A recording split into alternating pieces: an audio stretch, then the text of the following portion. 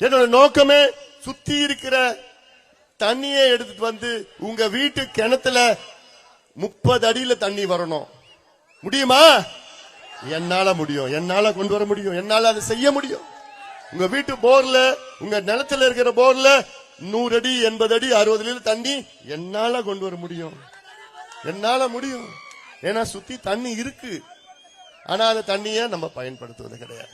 எவ்வளோ திட்டம் இந்த பகுதி, இந்த சுத்தி இருக்க தருமபுரியில காலையில போய் பார்த்தேன். ஈச்சம்பாடி நீரேற்று திட்டம் 50 ஆண்டு கால கோரிக்கை.